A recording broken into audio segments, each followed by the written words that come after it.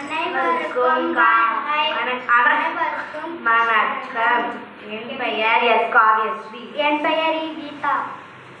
காமராசர் பற்றிய கவிதை. தலைவர்கள் பல உண்டு, ஆனால் உன்னை போல் யார் உண்டு? இங்கு தினம் தினம் ஒரு தலைவன்.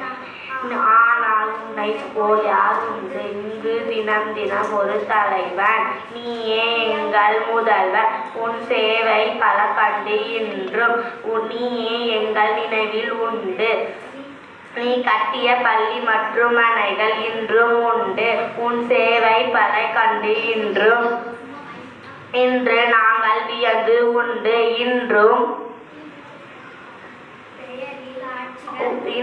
உன் பெயரில் ஆட்சிகள் உண்டு, ஆனால் உன்னை போல் யார் உண்டு?